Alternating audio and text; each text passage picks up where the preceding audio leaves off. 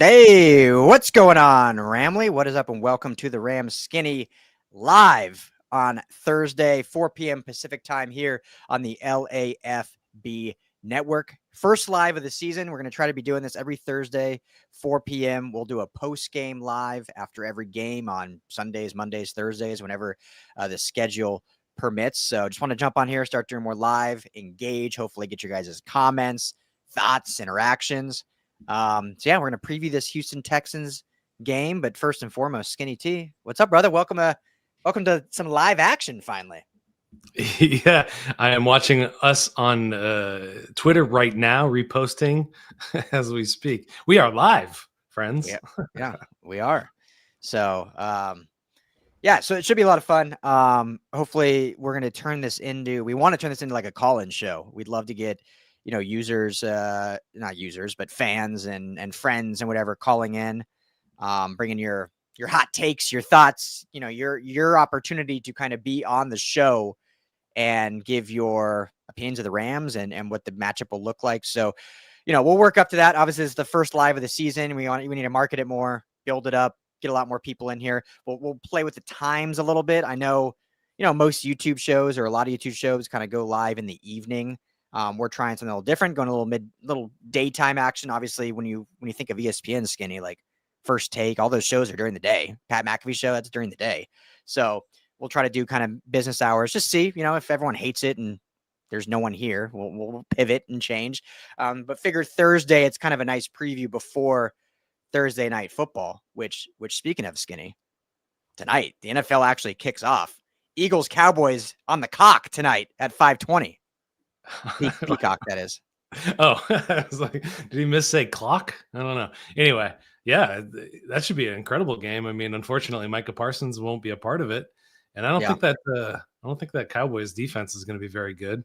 Not much running game to speak of either. So I'm thinking champions take this one tonight. What do you think? Yeah, I think the Eagles too. It's funny, my neighbor, my next door neighbor is he's from New York originally. So he's a huge Giants fan, huge Yankees fan.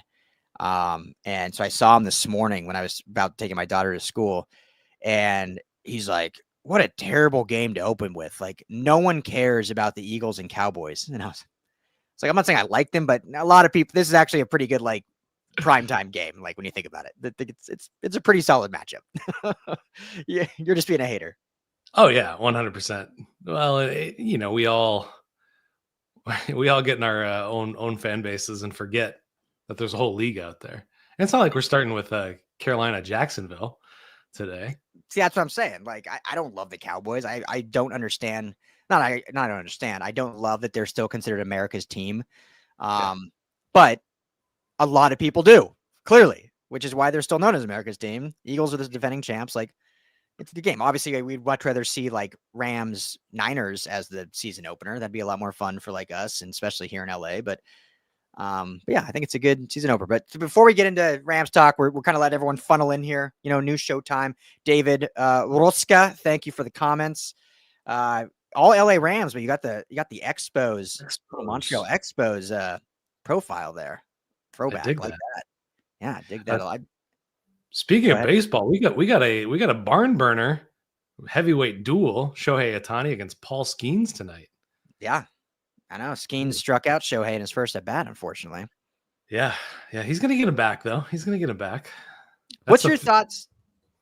What's your thoughts on, anyone in here? We're getting to Rams side. We're letting people kind of come in here. There's always this debate, right? Like in baseball, Shohei Ohtani versus Aaron Judge in terms of like best player in baseball. Where do you stand on that? I mean, I'm biased. I think Shohei is great. And I love being alive for, truly great sports heroes. Like Babe Ruth, never watched him, unfortunately. But Tiger Woods, got to, that was kind of the heyday. I got to see all of that. Serena Williams as well. I love just being alive at the moment. And Shohei might be one of the greatest baseball players of all time. And so, I lean Ohtani just because he's got the dual threat ability, which is pretty amazing. stuff we've never seen before. Judge has been great, but hasn't had that postseason Derek Jeter kind of impact yet. So we'll see. We'll see what you can really only judge him after the career's over, I think. Yeah. I think. I mean, Judge is fantastic. Don't get me wrong. I mean, he's obviously one of the best power hitters, great fielder. So I mean, it's one of those debates. It's like just kind of preference. But to me, like I look at who's someone that kind of like changed the game. Like that's how you define like greatest, right? Like you can be great and just be good at what you do, but to be the greatest, you have to like define your era or like change the game. And I know it's been a shorter sample, but like, I mean, Shohei, the first ever 50-50 club, like never been done in the history of professional baseball. Okay, check. There's one. Basically an all-star pitcher and an all-star slugger. Like, I mean, it's just, to me, it's not a comparison. Yeah. Well, and I'm always going to lean towards the 5-tool guy. Like, I think, to me, Willie Mays is probably the greatest player of all time because he did it all. Mm-hmm. Did it all. Obviously, Shohei's not a fielder, but, Judge is a power hitter, and which is great. Everybody digs the long ball, but that's where that kind of ends, right? Yeah. And in like football terms, like, this is why they say it's not really going to happen, but I'm so curious to see if, excuse me, someone like Travis Hunter will actually play both ways. Because, like, baseball is obviously a different grind for your body, but, being able to pitch and hit in the same game is just so different than what we're used to. Like, it'll be fun to watch if they actually let Travis Hunter. I know I think on the depth chart, he's like primary receiver and then like a backup corner. Yeah. I'm curious if they'll put him out there on certain plays just because we haven't seen that since really Dion was the last one to do it. To go both ways? Well, Dion didn't even really go both ways. I guess he played football and baseball for like different seasons, but he didn't. Yeah. I guess, yeah. Man, I'm fascinated. I didn't think he was going to be a wide receiver. I thought he was going to be a cornerback just because of all the nuance that the wide receiver position demands. That's exciting. Yeah. Who knows? So, all right, let's get into this Rams game. So, Rams, Texans. Skinny, this is an underrated matchup. I mean, the Texans have been to the playoffs back-to-back years. Obviously had that dominant playoff win last year where they took down the Chargers. Justin Herbert threw more interceptions in that game than he had thrown all season long. D'Amico Ryans, I think one of the bright young minds, head coaching minds, obviously on the defensive side of the ball, but a great head coach. CJ Stroud, I think he came back down to earth after his rookie year, but still was a good quarterback. He didn't have like a sophomore slump. He was just maybe not as electrifying as his rookie year because it was more of a shock and awe kind of thing. But they've got talent all over. So we'll get into some like obviously key matchups and more like dive in. But just what are you overall kind of looking for in this one? Yeah, this one makes me nervous. I could see it going either way. I could see a blowout going either way. I could see it being a tight game either way. So, I mean, this one, big question marks on both sides of the ball. I think, CJ Stroud got a pretty bad rap after last year. Offensive line did not do a very good job for him. And he was missing his some of his most important receivers for a good part of the season. Tank Dell, horrific injury, still on the IR after that. Stephon Diggs went down early, I believe, and missed a good chunk of the season. And Nico Collins also missed a good chunk of the middle part of the season as well. So, tough sledding for CJ Stroud after a phenomenal rookie season. I think we wrote an article on it. CJ Stroud loves Matthew Stafford, wants to model parts of his game after Matthew Stafford. This is a guy who's crushing tape constantly. I don't know if you saw any of that when he was on Micah Parsons' podcast, but it's really kind of schooling Micah Parsons on the more nuanced parts of offense and being a quarterback and just football in general. So, one of the, I'm still in the CJ Stroud camp. I'm still buying stock in that guy, buying the hype on that guy. But just from, the 5,000 foot view, whatever the exact foot we're supposed to be, mile high view, we'll call it. This is good. This is going to be about trenches. which defensive line is going to dominate the offensive line. I think is kind of, if I was going to boil it down to just one big matchup, that's where I would put it. So let's start with that. So when you look at this Texans offensive line, I don't know if I'd say it's like a intimidating offensive line. Laken Tomlinson, Okay.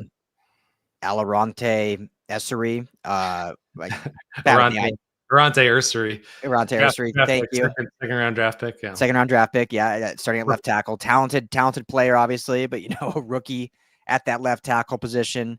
Jake Andrews at center, Ed Ingram at right guard. And so you look at a unit, and Titus Howard at right tackle. You look at a unit that I think has some quality play. But going into this year, we did our last episode skinny on kind of the hype train and like what hype are we buying?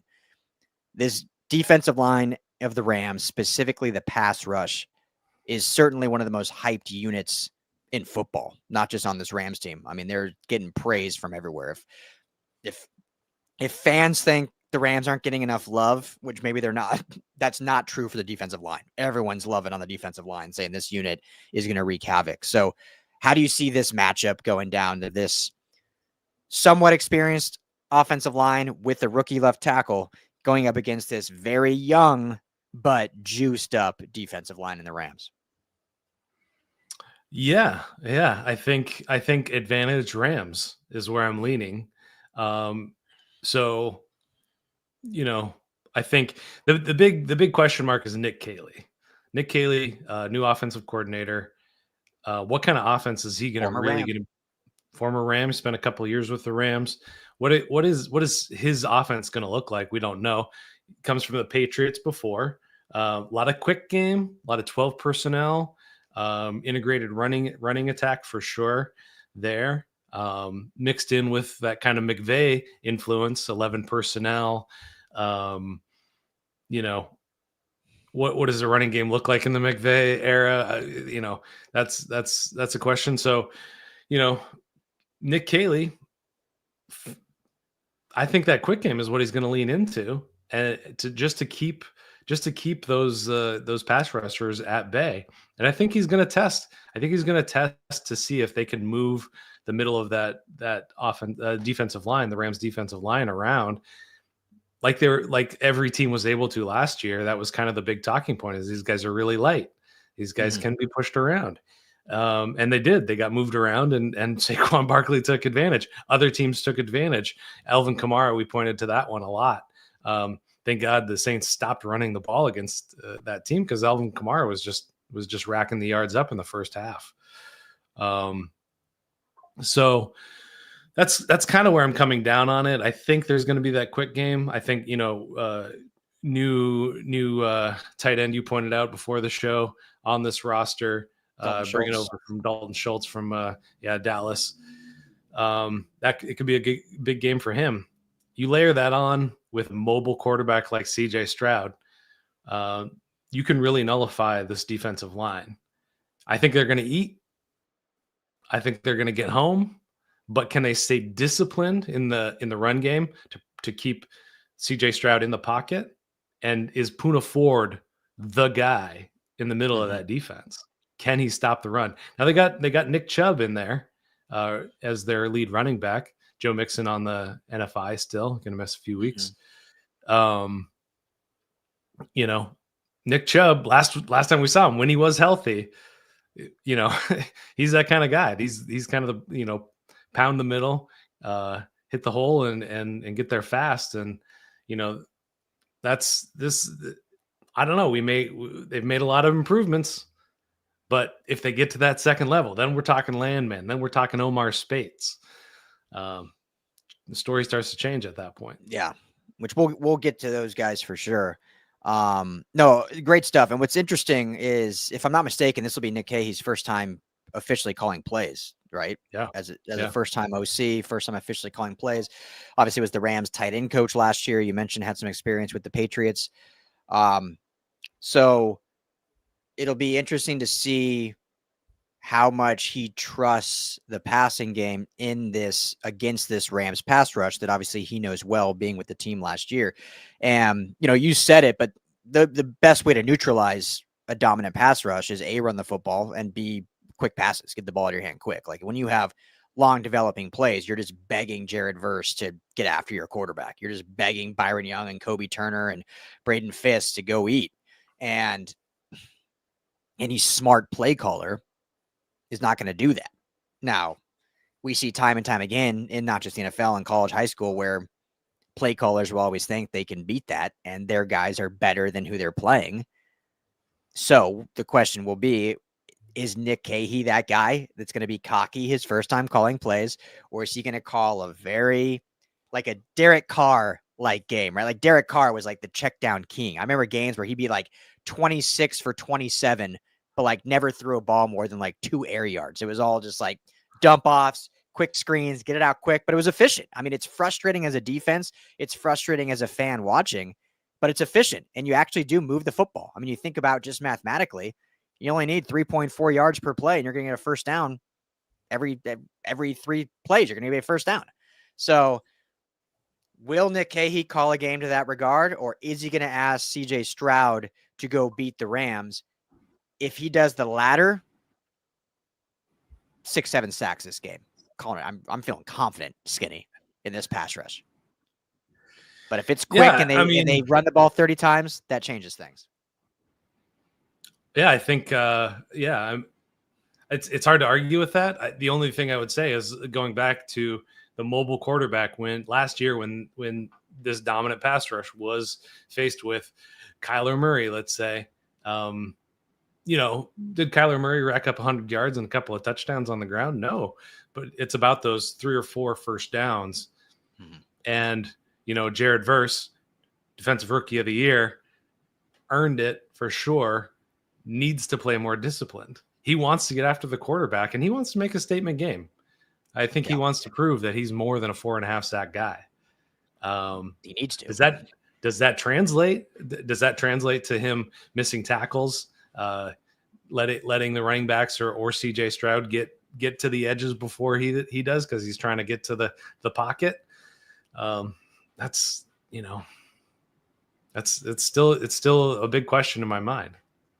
Do you remember, random, putting on a spot, I think it was during the Rams Chargers preseason game, Kobe Turner was interviewed on the sidelines, and there was some bet that they have as a group, and it has to do with who has to shave their beard or who grow it out. Do you remember what that was? Or do you remember seeing that even? I don't remember that at all. Okay. I can't remember what it entailed, but obviously it has to do with why Jared Verse has that just massive locks of hair drizzling down his face.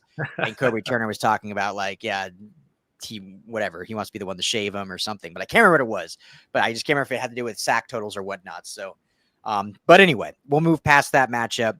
I think we both overall feel good about the D-line versus the O-line. It's more going to come down to the play calling and if they're able to neutralize it, or if they're going to allow the Rams to pin their ears back. So let's say now, Skinny, that Nick Cahey does call a smart game. Go ahead. Before we move on, we'll have to mention that both Christian Kirk, leading slot receiver for the Texans, and also Braxton Berrios, another wide receiver / return specialist, are going to miss this game. So little easier for the Rams defense from that perspective. Which, on that, we should just mention Ahkello Witherspoon did not practice today. Did you hear knee injury? Knee injury is what it is. There was no out or doubtful or anything. It was more just didn't practice today, right? They left it at that. Nothing as of right now. I can check on that as we progress a little bit through this. Yeah. So obviously something to monitor. If he does not go, indications are that Emmanuel Forbes, the Slim Reaper, would get the start on the other side of Darius Williams for Sunday. So that's obviously something we'll monitor and watch. Only keeping, 5 corners or 4 corners, only keeping 4 corners, I believe. We'll see if they get tested early with that methodology. But okay, so back to which, has to do with obviously the secondary. So if, let's say, Nick Cahey does call a strategic game, plays against the strength of the Rams defense, runs the football 30 plus times, gets the ball out of CJ Stroud's hands quickly, what's your thoughts on Landman's debut and Omar Spates and their ability to keep everything in front of them and mitigate those short, quick passes to going further than 3, 4, 5, 6 yards. I don't love it. I'm still buying stock in Omar Spates. I think he's a solid guy. I think he's more that in between the linebackers, true middle linebacker, rather than your side to side, sideline to sideline kind of guy, which is, Nate Landman is far more athletic. I still have questions. If you go back and listen to the last show, not buying the hype train. I'm excited. Maybe he can create some turnovers, some splash plays like that. But still have questions in terms of his just soundness as a tackler, his ability to get sideline to sideline. He's an athletic guy, but the football IQ is really what it comes down to. He's played a good amount, but he doesn't have that kind of institutional long-term knowledge that expands, several years in the NFL. Kind of new to football from Zimbabwe. Played in college as well, and I don't know about how much, but go Buffs. Go Colorado. Yeah. What do you? I mean, you bring it up. I mean, is that your still your big question mark, or is it secondary, or what? I think it's definitely my question mark. I think when you have a front like the Rams have, it takes a little pressure off. I think I said in the last episode, like, regardless, I think it's going to be better than last year. Never want to throw shade or disrespect, but when you look at the combination of Roseboom and, Reeder played a little bit more, obviously Spates ended up taking over as a starter, but he was a true walk-on rookie who ended up taking over midway as the starter. So now he goes into year 2. Landman, I think, 90 plus tackles last year. He's not a Pro Bowler. Obviously Atlanta let him walk, but I think it's an upgrade. So either way, I think the unit will be better. And this goes into kind of play calling too. I say this all the time to you, like, these coaches are smart. NFL coaches are not dumb people. However, when you decide to have a linebacker cover a top tier tight end, you're just asking for big yardage. Like, you're begging for it. Like, hey, here's our slow non-coverage linebacker on your great receiving tight end. In this game, it'll be Dalton Schultz. Like, if I'm the quarterback, I'm like going there all day. So I don't want to see that still with Spates and Landman. We're there. And we saw that a lot with Christian Roseboom. How many times we see Roseboom in coverage and no fault to him? That's just not what he's built for. It's kind of like with the offense. Like, and we're not trying to make this at all negative, but the offense last year, we talked a lot about how Colby Parkinson was brought in to be that blocking tight end, that inline tight end. The dude had like 21 catches the year prior with Seattle. And because of the injury to Higbee, like, all of a sudden they were asking him to be like a true receiving tight end. It's just not what he was meant to do. And he played admirably and did what he can, but that wasn't what his subset and his role was supposed to be.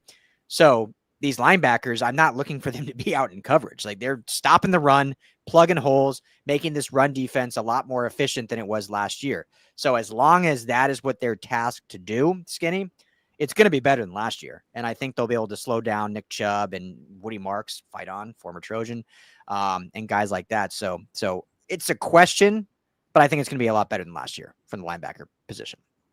Just in terms of missed tackles, Nate Landman over the last 2 years has had 28 missed tackles, according to PFF. And Christian Roseboom in that same time. Roseboom played a bit more football than Landman. He had 36 missed tackles. So both, maybe a little better in that respect. And as we've kind of talked about with Roseboom, it was about the football IQ. Are you in the spot to make the tackle? And then you got to make the tackle. Roseboom kind of fell short in both of those respects last year. So Landman has an opportunity, to prove that he has taken, he's a step better than Roseboom, let's say.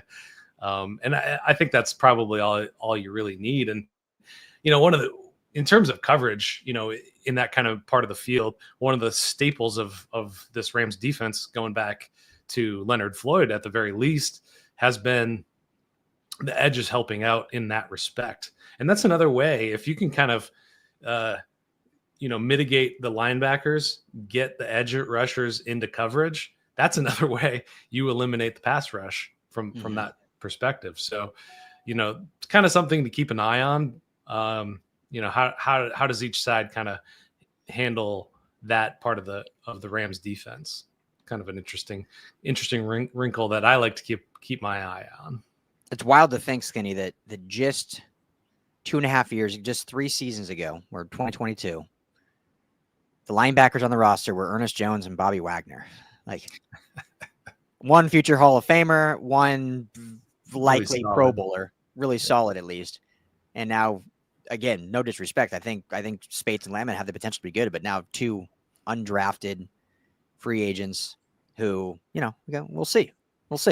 So, looking at the secondary, big loss for Christian Kirk, obviously, not being in. Obviously, that's a win for the Rams, I guess. You never want to root for injuries, but certainly helps their aspirations there. But if Ahkello Witherspoon is unable to go, which I don't want to laugh, but we literally talked last episode like, hey, they decided this was your starter, and we pretty much know based on history he's going to miss games. He has almost every year with some nagging, ailing injury. And here we are going into week 1 at risk of maybe missing. How are you feeling about the secondary? I think it's going to be an okay unit. There's questions, obviously. There's some lack of experience. There's some experience. It's not a very deep group. I go back and forth on this unit. What are you thinking especially against a Nico Collins? Yeah, I mean, I think that, looking at Nico Collins, I like Jaden Higgins. I like Jalen Noel. Those are both rookies coming out. Christian Kirk, primarily your slot guy. So Jalen Noel is probably going to move into that, especially with Barrios. I think he's been ruled out as well. So you get a rookie in there going up against a guy like Quentin Lake. I like that matchup. You got Nico Collins going up against a guy like Darius Williams. There's a size disadvantage. Darius Williams is not big. And, he's nearly 6'1", 222 pounds. Nico Collins. Don't like that matchup quite as much. But again, it comes down to the play calling. And is that playbook going to be open given the pass rush for those explosive plays? Now, this defense, particularly the secondary, those explosive plays cost them some games and nearly cost them more games. I'll continue to say that until they prove me otherwise. And they really didn't upgrade. We'll see. Emmanuel Forbes, they're liking him. They're liking what they're seeing from him. But his career so far doesn't inspire much confidence so far. So, yeah. I mean, does a move happen claiming a guy off the waiver wires in the next couple of days to kind of patch this up, or is this a short-term thing? We'll find that out, but that's a different conversation. In this game, it looks like it's going to be Emmanuel Forbes for some amount of time, I would imagine, and play. Not a ton of great football on that guy's resume so far. Yeah, when you look at, this is obviously getting a little ahead of just this week's game, but when you look at kind of Super Bowl contending or Super Bowl winning teams, you kind of have like one elite player at almost every level, right? Maybe not every single level, but you usually have like one really good or elite pass rusher. You have a solid linebacker in there, and then you have one elite secondary player, whether it's a corner or a safety. And you can kind of, look at the Eagles last year. You can look at all their levels. They have at least one guy that like balled out last year and was like, yeah, that's their dude. You look at the Chiefs when they've won, obviously, and they're obviously the Pat Mahomes, Travis Kelce show, but they've had a top flight defense. And you look at Chris Jones in the front line. You look at maybe a Willie Gay one year. They've had other backers as well. And then you look at the secondary, and they have some talented players back there and whatnot. You can go all the way back. Rams, the year they won, obviously Jalen Ramsey was in that secondary. You had Aaron Donald up in the front, and then the linebacker was their weak unit, but they had Ernest Jones in there as a rookie. So this is why we're not at all. This is a good team. This is a good football team. This is a contending team. So we're not doom and gloom at all. But this is why we have questions, because when you look at the secondary or the linebacker, there's no answer to that yet. They can prove that wrong this year. They can prove that wrong in week 1. But I don't think anyone with football knowledge, and this is not disrespecting these players who are working their tails off, but anyone is going to say, when you look at that secondary, there's like an elite dude. Now, I love Quentin Lake. We all know this. I love Quentin Lake. I think he's a great player. He's versatile. Is he elite yet? You could maybe, that's the one fringe player you could argue. I think we're going to find out. We're going to find out, right? But you're not going to say that about Darius Williams or Killer Witherspoon. They're solid. They're great. I mean, if they were depth pieces, best depth in the league. But as your CB1, CB2, I wouldn't say elite. When you look at the true safeties, like I like Cam Curl. Cam Curl's solid. Cam Kinchins, he had a decent rookie year. He's only going into year 2. But it's not like I think you need one elite guy. Not saying all 5 have to be elite. They need one. Like they had Jalen Ramsey, who could be like, hey, we got Nico Collins this week. That's really our one guy we got to worry about. Jalen, go take care of it. They don't have that this week. So I think Darius Williams will play well. I think because of the pass rush, that obviously mitigates some questions in the secondary. If you're able, like if Nick Caley's like, yeah, we're going to be doing these long developing plays. If they didn't have a pass rush, I think they would eat all day on this secondary. But because of the pass rush, obviously that changes things. So long-winded answer of saying just like, I don't know what to make of this secondary. There's just too many questions right now. I don't think they're terrible, but I don't think they're a top unit yet. Let's see how it plays out and what they're able to do when the pass rush doesn't get home. Yeah. Yeah. You know, and you talking about all this, it made me think of the 2 Vikings games.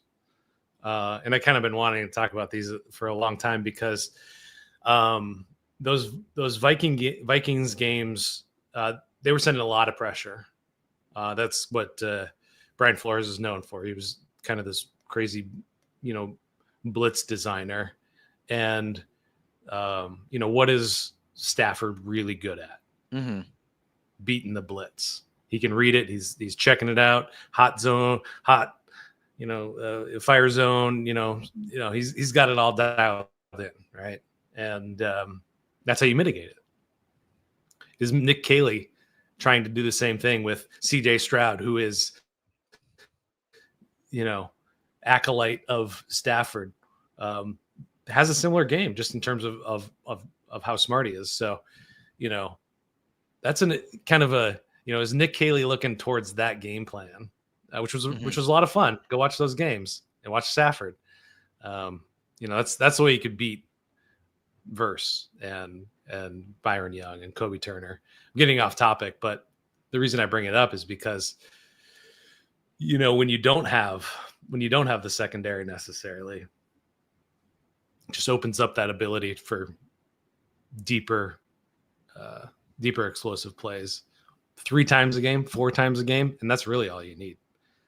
So. Yeah, agreed. So, all right, let's pivot over to offense, Skinny. And anyone, any questions, thoughts, comments, drop them in the comments here. If you're over on YouTube, if you're watching on Twitter, you can comment from Twitter also, or just, pop over to our YouTube channel, Rams LAFB, and let's start growing this comment chat. But before we do that, Skinny, let's make some picks, shall we? Sleeper is the new title sponsor of Rams LAFB, the #1 sports app out there right now. Go download the Sleeper app in the Apple Store or Google Play.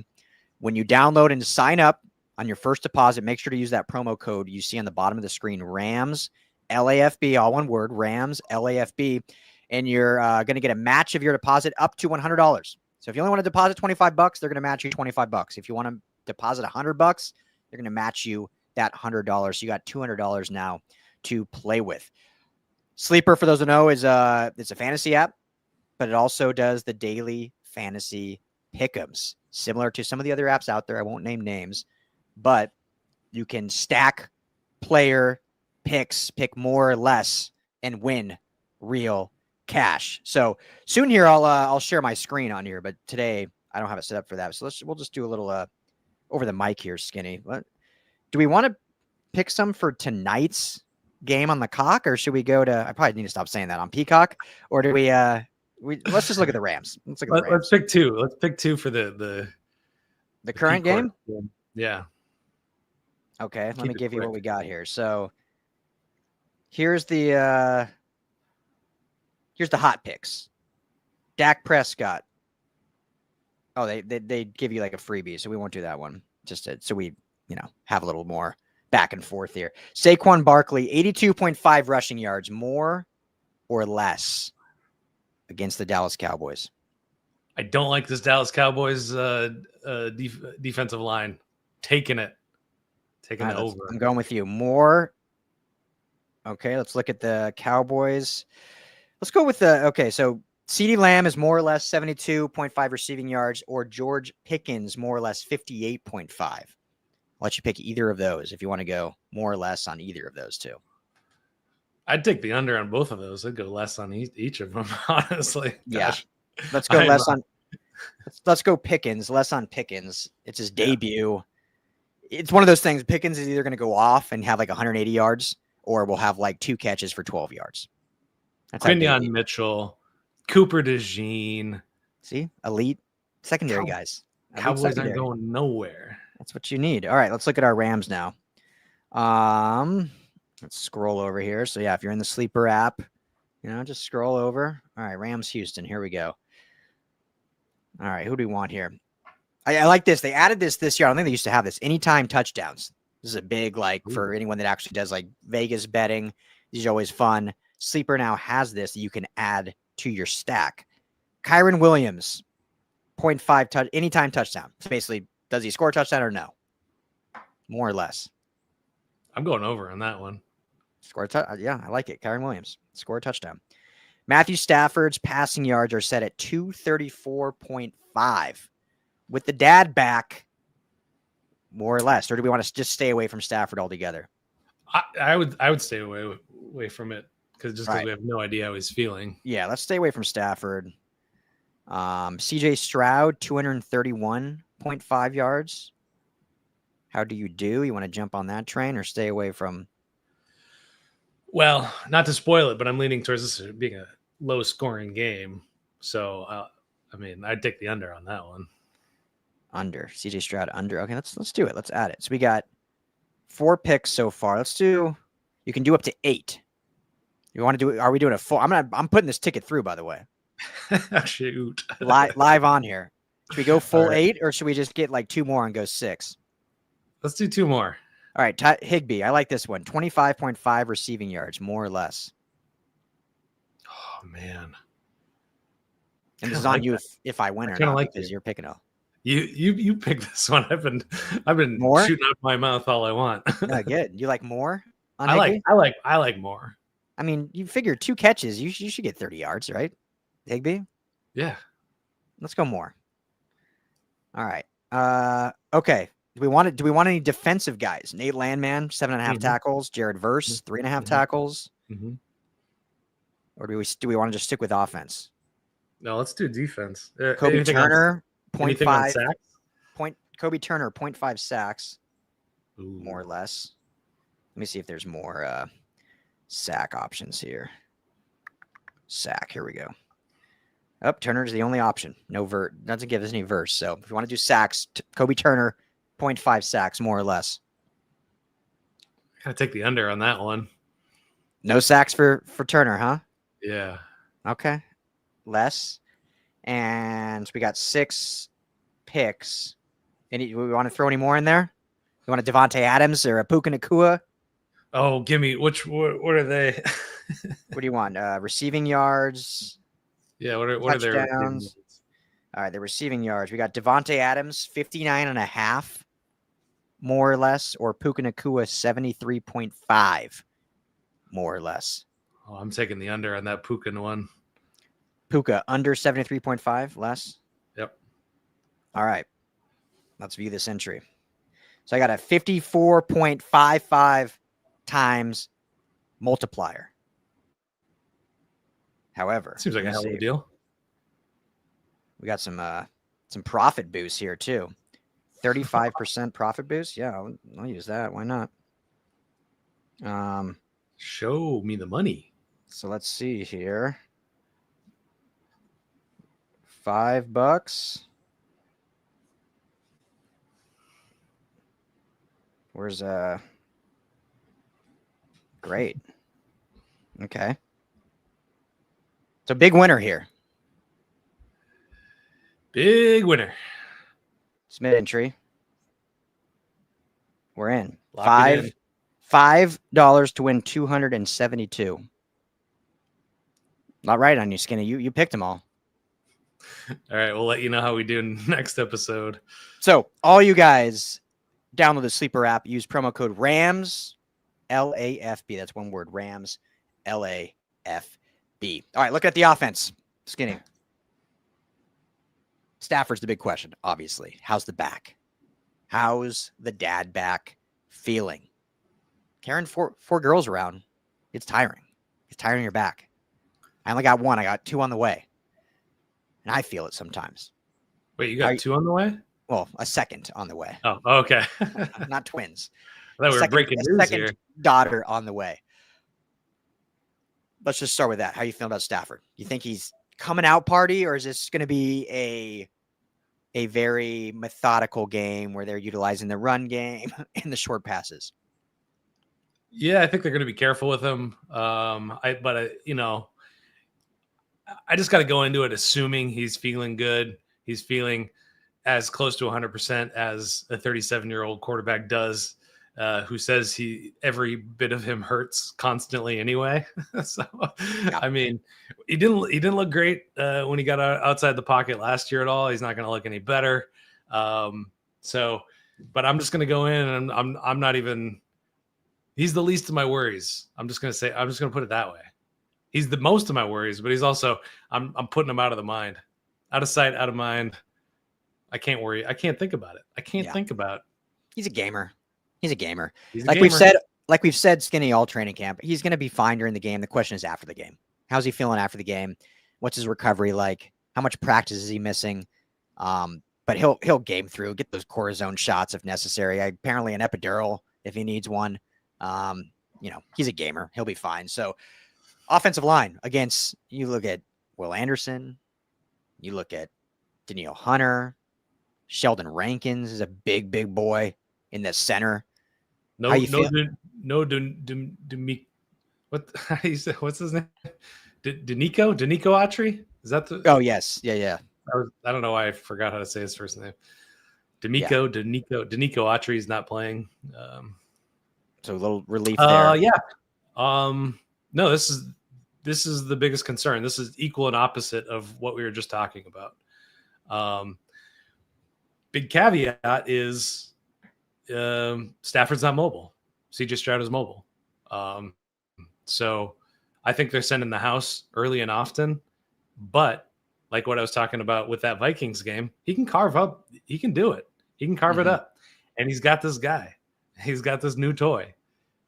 Davante Adams, who gets off the line, still as fast as he ever has, still finds space.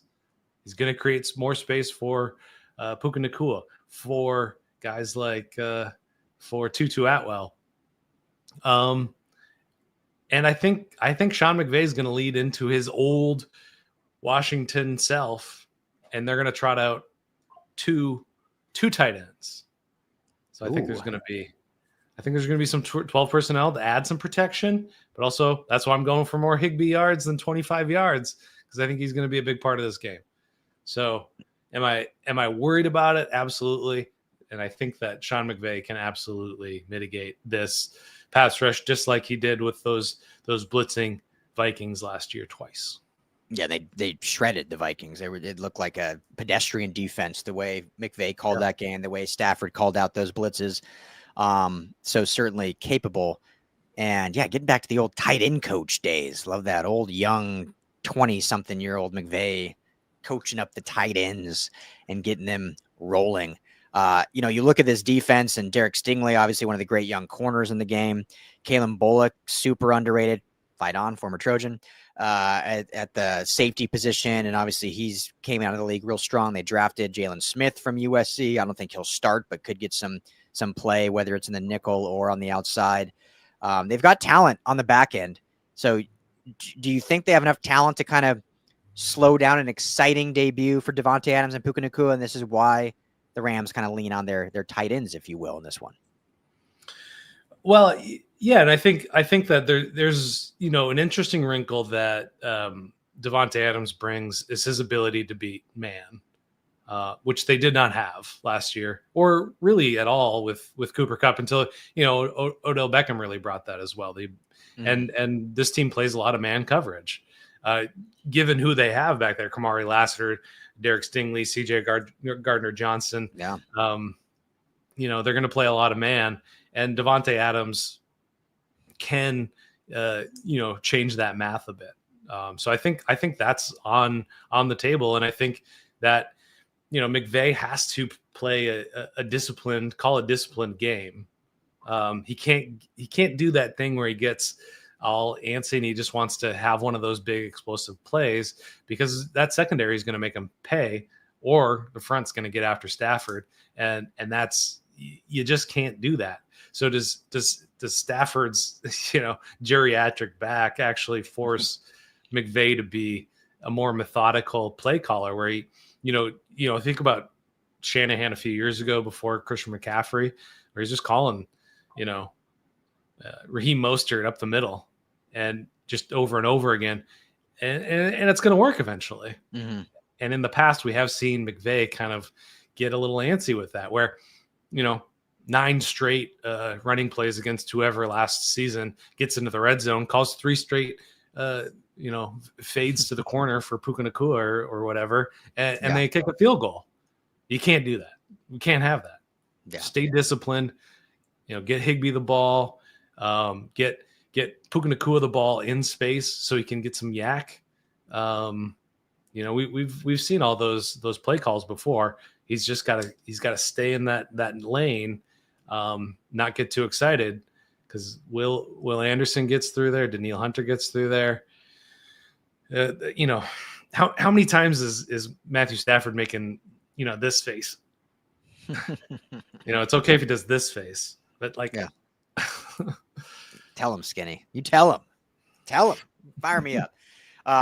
Yeah, I agree. So let's end with this. We'll just end in the show. Thanks, everyone. First live show every Thursday, 4 p.m. We'll be here. Rams LAFB on YouTube. We're up on Twitter, but we want to push people over to YouTube if possible. Join the chat, join the show. Eventually, like I said, we want to make this a call-in show. So taking your guys' calls, get your thoughts, kind of make this your show, the Ramley show.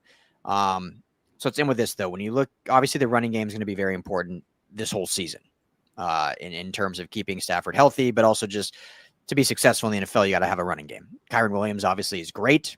Re-sign him. 3-year extension. He gets paid. Everyone's happy. They claim to love Blake Corum. We know Jarquez Hunter had a fantastic fall camp, and there's a lot of love there. And obviously he brings a little bit of explosiveness that one Kyren Williams doesn't have. I said last episode, as great as this room looks, I'm not buying it until we actually see guys on the field. McVay can say all that he wants. He loves his other backs, but until we see Kyren not on the field 95% of the time, I'm not going to believe it. So we'll end with this. Do you think we see Corum and Hunter combined more than 20% of the snaps in this game? Oh man, it's a tough one for me to say yes to. I think that's what they should kind of scheme those guys into it. And I lean towards Hunter just because of what I saw at camp. Yep. Just because I think he's a better pass blocker. I feel bad saying it because I like Blake Corum. I think he adds a more explosive element. I think he's got a slightly better vision for the hole than Kyren Williams does. That allows him to break some more kind of explosive runs. But, it comes down to the pass rush again. I mean, we just can't hammer it home enough because these guys are really impressive. Who's going to block that stunt coming through the A gap? Yeah.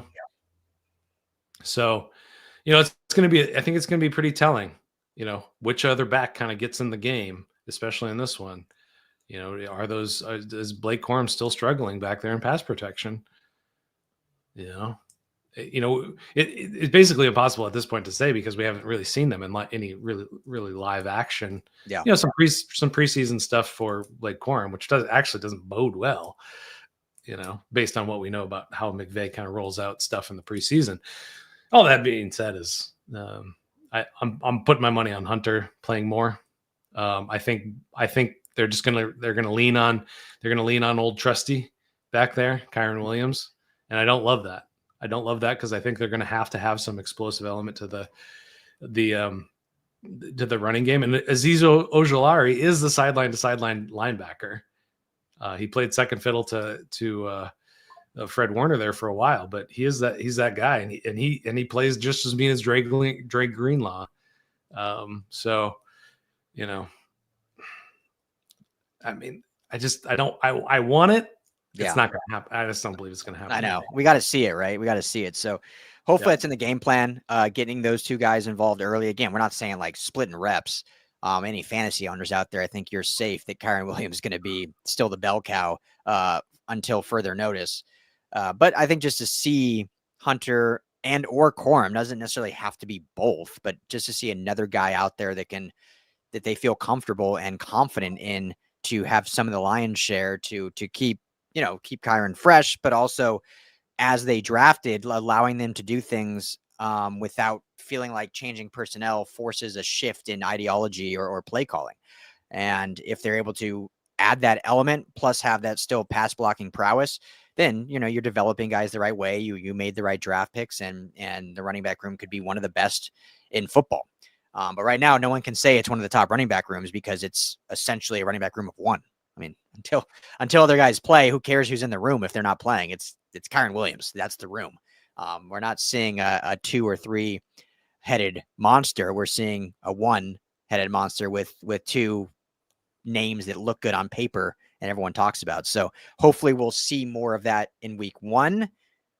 I don't know if I'm buying that yet. It might take some time to get those implemented, but I think it'll be important for the season going forward that more guys are involved. And that's not saying because Kyren Williams not good enough. That's just saying to save him from any injury. It's a battering position playing running back in the NFL, and you need to spell some reps. So with that, Skinny, let's wrap it up with some score predictions. Who you got? What score are you looking at? Did the Rams start 1-0 as they leave SoFi? I believe in our preseason predictions, I predicted that the Texans would take this one. I'm sticking to it. Ooh. Okay. Yeah. I'm sorry. I have to be honest with myself, and I'm going to always be honest with you. I'm never going to play the homer card. I promise you that. I won't. But I think it's going to be a low-scoring game. I think it's going to be a tight game. But I'm going to go Houston 24, Rams 22. 24-22. Okay. So technically the Rams would cover, right? They're because they lost. They're a 3-point favorite. 3-point favorite right now, which at home is basically a coin flip, is what the books are telling you. I've gone back and forth. I think there's a lot of unknown just because of the limited amount of reps Stafford's been able to give in practice, the limited amount of reps Alaric Jackson's given practice, the porous starts this team has had over the last 2 years. We've seen them start extremely slow, obviously, with, records and injuries and stuff like that. So all of that stacked against is like, this should be probably swinging in Houston's favor. All that being said, though, I do like the Rams in this one. I just think because while the reps have been limited outside of Witherspoon, they are seemingly healthy. And, we'll see what that looks like in week 2. But you think going back to last week, going into that Detroit Lions game, they were a healthy team. They were in Detroit. They took the Lions all the way to overtime, ended up obviously losing in overtime, but it was a battle. And so this game's at home. They're healthy. I think they'll be able to get the win in this one, but it's going to be a dramatic finish as well. I'll take the Rams pushing 27-24. So they get the 3-point win, but they push on the 3-point cover, but start the season 1-0. Skinny, any final thoughts? I realized that I said low scoring, then I put like a very average score on it. So I gotta change it. I gotta adjust that. I'm gonna say 19-17, just to stick with my weird score predictions. 19-17. Yeah, you do love their weird score predictions, so I'll give you that. Great. The chemistry between Davante Adams, Matthew Stafford, is it there? That's what you made me think of just there. So that was my last thought. Yeah. Yeah. And that'll be a big thing. Like, what is that? And we talked about that, right? Like, sure, everyone can say they're not worried about Stafford starting week 1. But has there been a chemistry built up with Davante Adams and with obviously Terrence Ferguson's probably not going to play much, but with some of the other weapons and whatnot. And, I think they'll be okay.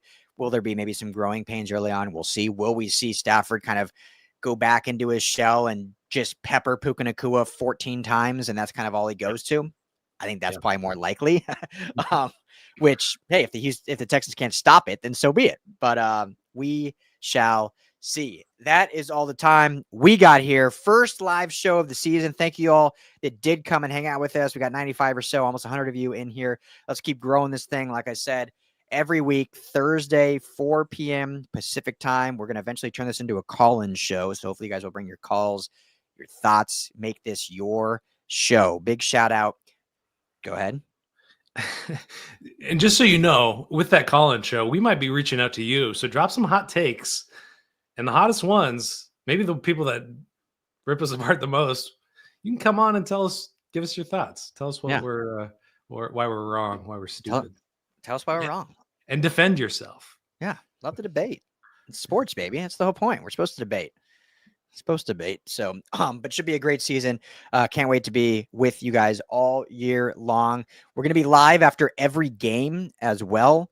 Sometimes it'll be Skinny and I. Sometimes it'll be Skinny and the great Brittany Betts, for those that know her on Twitter. Sometimes it will be Paula Barrantes, or she goes by P on Twitter, with Skinny. Sometimes we'll have First and Tuna back on with us, who was a guest.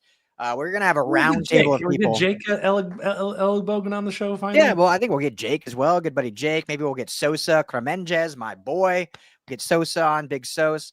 So we'll have a nice round table of guests after every game. You'll always, unless unforeseen circumstances, see the beautiful face that is Skinny T on those post games. And then we'll have a round table of rotating affiliates with the man, the myth, the legend. I'll be here every Tuesday, Wednesday, Thursday, and with plenty of other stuff. So thank you, as always, Ramley, for making this the #1 most influential Rams podcast in all the land. Big thanks to Sleeper, title sponsor. Make sure to download the Sleeper app today. Use the promo code Rams LAFB to get a match bonus up to $100. Enjoy the kickoff of NFL here in about 20 minutes. Eagles, Cowboys on Peacock. Rams kickoff the Sunday, 1:25 p.m. at SoFi. For those going to game, have a blast. Be safe. We'll see you all back here on Rams LF YouTube or on LFBnetwork.com, probably about 15, 20 minutes after the game ends. Everyone be well, be safe, have a great weekend. Football is back. We'll talk to you all very soon.